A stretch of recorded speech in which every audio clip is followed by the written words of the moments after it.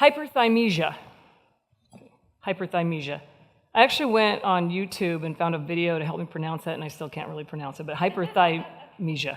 Hyperthymesia is the condition where an individual possesses like an extremely detailed autobiographical memory. So they basically remember everything. They remember a ridiculous number of events in their life, dwell in the past, that kind of thing. There's only about 30-some people who actually have been, I think, formally diagnosed with this particular disorder. And some of them, it came about when they were 12 days old, and they could remember everything going forward. And some of them, it was when they were 12 years old, but it's all kind of varying. And when I was talking about this with one of my employees, I was telling him about, this disorder, and he's like, that's awesome. He's like, I would love to be able to remember things. I'm getting older and I'm forgetting. Wouldn't that be great? I'm like, are you kidding me? Like, I don't want to remember plus, I've made a lot of mistakes, let me just tell you. I'm not going to go into all those right here. But I kept thinking, no, that's to me would be the worst thing. I was thinking, I think one of the greatest gifts that God has given us, and especially those of us who are aging, is diminishing memory. He's also, the other thing I think is good that he's given us is that diminishing eyesight. And even though, I love those magnifying mirrors or whatever, they're 100 times, but every time I use it, I think, I really got to have younger friends to tell me that I need more moisturizer and that I need to carry my tweezers around with me everywhere I go. But anyway, so that's just but it's true. But think about it. If you recalled every little detail of your life, how can you focus on anything? And I think it kind of ties into what a lot of people have been saying here, looking at the past and always looking back and not looking forward. And we all make mistakes, and we shouldn't have to punish ourselves every day for those mistakes. The first person who was actually diagnosed with it, her name was Jill Price. And here's how she kind of described having this disorder. She said it was a constant, irrepressible stream of memories, and it caused significant disruption in her life. Non-stop, uncontrollable, totally exhausting, and a burden. She was getting lost in remembering, and it made it difficult to even attend to the present or the future. And I think this is really important. When you think about it, our brains, and I think the researchers have shown this, that our brains actually block a lot of our painful memories. And thank goodness. Not everybody is like that. That obviously PTSD and things like that, it doesn't always happen, but it's a protection mode. And I think it's really important when we think about business or our professional lives. I think that probably the best memory would be the type where you remember the things that matter and you forget everything else. And it sounds so simple, but it's very hard to do. It's very hard. A lot of us dwell on the things that happened in the past. And there's another type of memory or cognitive function called compartmentalization. And compartmentalization is really big in aviation. My background is aviation, and we talk about compartmentalizing. And compartmentalizing is when you focus on the task at hand and forget everything else. Really important in aviation, because if you had something upsetting happen to you, doesn't matter what it is, you can't think about that. You need to think about flying. And so I was thinking about that compartmentalization, and I thought I would add another descriptor to that. As an entrepreneur, I think it's important to have permanent compartmentalization in your life. Just forget what happened. You want to make sure you learn from some of the things, you learn from our mistakes, but at the same time, we can take some of those mistakes and we can take some of the decisions that we made and say, put that to the side. I don't have to dwell on that anymore, and it's done. So I was 34 when I had my first child, Danny. And when I got pregnant, I was already at the point of going, oh my gosh, I can't believe I waited till I was 34. I'm old, all this stuff's going to happen, and the statistics, and I'm always a worrier anyway, but I was worrying about it. And every time I go to the doctor, they say, oh, everything's fine, it's okay. And I'm like, no, he's not kicking, and I don't feel well, and this isn't right. And they're like, oh, everything's fine. Well, when he was born, everything was not fine. And right away from the beginning, he was breech, and I had to have a C-section. And right away, he had problems breathing. He had a little punctured lung, and they whisked him off to the NICU. And then they whisked me off the other direction to a room. And by the way, this was in a naval hospital, and nothing against, well, actually a lot against naval hospitals, but we'll get to that later. But they whisked me off to my own room, what I thought was going to be my own room, but it wasn't. It was a shared room with a mother who had a healthy baby who was there in the room with her. So I'm having to deal with this, trying to figure out what's going on with my son.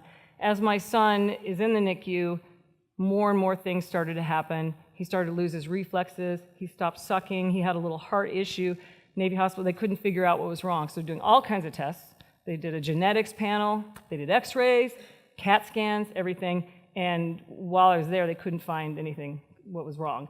So they sent me home after 4 days without my son to an empty crib. And so the next day after I'd gotten home, I get a phone call from the hospital. And this naval hospital is actually about an hour away from my house, so it was quite a bit of a drive. And the doctor called and he said, hey, I need you to come in. I want to share the results of the CAT scan with you. And I'm like, I can just tell by the tone of the voice. I'm like, yeah, no, I think you need to tell me right now. He's like, no, you need to come in. I'm like, no, you need to tell me. And so he told me. And he said, the CAT scan shows that a third of his brain is missing. And where there should have been ridges, his brain is smooth. So I said, okay. And so I got with my husband, and we drove over to Portsmouth Hospital. I am naming the hospital, by the way, I don't care. Portsmouth Naval Hospital. And they showed us the CAT scan. And sure enough, the CAT scan showed that a third of his brain was missing, and there were no ridges where it should be. It was smooth. And so as we were there, we're talking about all the things. Now, what are we going to do? And there was somebody who dealt with disabled individuals and infants, and they said, oh, hey, by the way, there's this home for disabled infants called St. Mary's Home for Disabled Infants. And by the way, there's one bed available. And so we said, you know what? Maybe that's what we need to do. We had a friend who had a child with a disability, and we saw how difficult it was for him or for the family and then for other children. And so we said, okay, we'll do this. So we put a do not resuscitate on Danny and went through all the paperwork to get him checked into Home for Disabled Infants. And right before we left the hospital, though, he's not quite 2 weeks old, I went up to the doctor and I said, listen, I want to get an MRI on this. And the doctor's like, it doesn't matter, it's just going to say the same thing. And I said, no, I want an MRI. And I basically wanted an MRI because I wanted to figure out what I did wrong, and then I wanted to figure out how to fix it. And so they did it. They did the MRI. The day that we took him home with a do not resuscitate on him, the following Monday we were going to be checking him in, or Tuesday, into to this Home for Disabled Infants. The day we did that, I called back and I said, hey, I'd like to know what the results of the MRI are. And the doctor said it basically shows the same thing. So we said, okay. So we took him to the Home for Disabled Infants, which is now overseen by a different hospital, Children's Hospital of the King's Daughter. Took him there, checked him in, because it was a, check-in during the day, and then you had to leave, obviously. So checked him in that first day. Came back the second day, and as we sat there, we're talking to the doctors about what are we going to do now and what all is involved. And I'm sitting there, and the nurse came in, and she puts a piece of paper in front of the doctor. And he looks at it, looks up at me, and he says, we need to take this do not resuscitate off this child right now. There's nothing wrong with his brain. And the first thing I said was, are you sure that's Danny's MRI? And they said, we're positive that's Danny's MRI. I said, okay. So we took the do not resuscitate, turned around, and walked out of there going, what the hell just happened? Actually, I didn't say hell, I said something worse, but I won't say that here. But it was like, what just happened? And so we started going through, we had to make a decision. Do we, now that we know it's not brain damage, do we take him home? What's next? And we realized that, this particular environment, this Home for Disabled Infants, was so well equipped with doctors and caregivers and everybody else that this was probably the best chance to find out what really was wrong, because there was something wrong. And so we kept him at the Home for Disabled Infants, and every morning I would wake up, I would have been up all night, skin crawling, just, the nightmares that nobody ever wants to deal with, and looking on the internet to find out what disorders there were, and come in and say, hey, will you check for this, will you check for this, will you check for that? And they would do that. And then we went through that for about 6 weeks, and finally we brought him home, and he was home a week, and that's when we found out that he had Prader-Willi syndrome. Now the question is, wait a minute, there's nothing wrong with his brain. How did that happen? Well, it turns out that a hospital or HM, whatever they call him at the hospital, who had performed the CAT scan, had made a mistake. And when I called back to ask the doctor what the results were of the MRI, he either lied or he didn't even check the MRI. And so that kind of defining moment really changed my outlook and how I felt about a lot of things. And going back to thinking about, I can't even say hyperthymesia, that's a perfect example of why I would not want to have hyperthymesia, because I don't want to remember every painful detail. But at the same time, there are some things that came out of it that I think were very important, and I took those forward as I started my company. I thought about what's important, healthcare, and a lot of you have heard me say this, and people, and I have all these goofy sayings like, did anybody die? Because it's true. What's the worst, well, other than missing payroll, but what's the worst thing that could happen? No, did anybody die? So so that was what was so important. And when I started my company, it was right when all of this happened with my son. So I look back and think, well, this was a blessing, absolutely a blessing in disguise, that I had started as a consultant, starting my company, and I could be with my son during the day, focus on, because think back, brain damage, and then I find out he has Prader-Willi syndrome. I was like, I wasn't sure how I was going to fix brain damage, but I can fix Prader-Willi syndrome. Did a lot of research. I was able to really focus on that because I had my own business now, and I was trying to start a business. And it worked out great. I grew over the years, worked from home, had another child. And again, think about if I'd had that vivid memory, there is no way I would have had another child. I'm lucky I actually did have another one anyway, because think of all the genetic disorders. If anyone knew how many genetic disorders there are out there, none of us would procreate at all. But I was able to do that, and I grew the company. I moved here in 2004.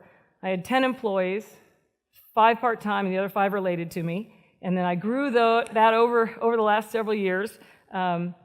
And then in 2012, I took a risk that professionally also says why I'm glad I don't have hyperthymesia, and why I think that compartmentalization, especially permanent compartmentalization, is an important thing. I took a risk. I took over a facility that NASA had, and equipment that they had to refurbish the shuttle. I got 2,000 pieces of equipment, a non-reimbursable Space Act agreement, no contract, no money, nothing, and then I had to take the next step to actually turn this into a successful entrepreneurial venture. So I leased a 160,000 square foot facility. I started hiring people. And keep in mind, I also have another company that I had been growing. It's more of a services side, engineering technology, and I'm trying to focus on this manufacturing facility. And I focused hard on it. I focused so hard on it, probably to the detriment of the other side of the business, but I did everything I could. Everybody worked as hard as they could to grow that thing. And we put a lot of money into it. We invested a significant amount of money, put a lot of heart and soul. But at the end of the day, as we got further and further along, it was 2, 3, 4 years, the NASA space program wasn't moving as fast. A couple of the other significant relationships that we worked on, people didn't win certain things they thought they were going to win, and time was not on my side. My company I basically started my company around 8 credit cards, all maxed to the hilt, SBA loans, double mortgages, that kind of thing. And that's how I've continued it. It's organic. So no investors, no acquisitions, nothing like that. So eventually you're going to run out of money, like if you do what I did in that manner. So I was running out of money. And I had to make that painful decision of, I've got to lay people off. Because either I'm going to take the whole thing down, or I'm going to have a heart attack, one of the two. And I decided it was time to let go. And so we stepped through layoffs, and it was awful. It was a year ago, last summer. It was the most horrible thing, and Tina's saying the same thing. I had never laid anybody off, and I had up to that point 450 employees. So in the whole history of my company, I never laid anybody off. I really took pride in that. We call it Hotel California. When you come work for Craig Technologies, you aren't leaving. But in this case, it was almost even more of a protection mode for the employees, because if I made the decision at that time, I could step down layoffs and I could find people other jobs, and we did that. Some people we took from the manufacturing and put them on other contracts in other areas. Some we just waited until they found other jobs. Nobody was on the street. It worked well to step it down. It was stressful. I didn't eat. I didn't drink. So think how stressful. Those of you who know me. And then you're like, wow, something was wrong. I even, it was like the crying game. There were times when I'm like in the shower just going, I can't do this, and I'm like, I don't want to get out of bed. I'm going to bankrupt my whole family. What have I done? Well, we got through it. And it took time. We stepped through, and instead of completely getting rid of the entire manufacturing facility, I scaled it down. I started over. I kind of stepped back and went, okay, what can I learn from that? What do we do well? How can I take that and turn that into something successful? Big isn't always better. There's no question about that. Quality is better.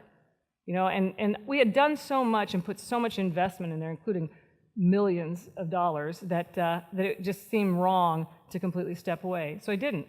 And today, the manufacturing facility is doing great. It's thriving. we're getting ready to move out of that 160,000 square foot facility. We're not quite out of it yet, so I'm still drinking now, actually, because of that. But the good came out of it. And that goes back to thinking about that memory. There are times, I know that I can come up with those memories. Same thing with Danny. If somebody starts talking about the things, all of a sudden it becomes very, very clear. So it's obvious that I'm trying to repress it. But I think in a case like this, it's really important that I don't dwell on it. Because if I were dwelling on the memories from last summer, there is no way I would go forward again. I would never take another risk. I mean, there were so many things that occurred and happened, but instead, I put away the bad, and I think of all the good things that came out of it, and all the learning, and where we are today. Maybe not the vision where I wanted to be at the time, but it's still a good place. And so I think that's a good example. And then Danny is a good example of. You might have seen the title of my talk was "I have no recollection of those events, Madam Senator." Which I'll tell you where I got to tell you where that came from. I was trying to come up with a title. I didn't know what I was going to say, and my IT guy walked in and he goes, "Hey, how about this? That's pretty funny." And he was joking. I'm like, "That's awesome." Because when you think about it, I mean, why do they say that? Some cases, I think, yeah, they're just trying to get out of, but getting out, being in trouble or going to jail. But in other cases, we really don't have a recollection of those types of events. And I think that's okay. And that all fits in with what you guys have heard here today. We all make mistakes. We're not perfect. We need to learn from things. We can't dwell on the past, but instead move forward and go on to the next thing. So when people ask me, what's your favorite quote? I will usually say, sometimes you have to jump and build your wings on the way down, by Ray Bradbury. But I will say now, thanks to my IT guy, my favorite quote is, "I have no recollection of those events, Madam Senator." Thank you very much.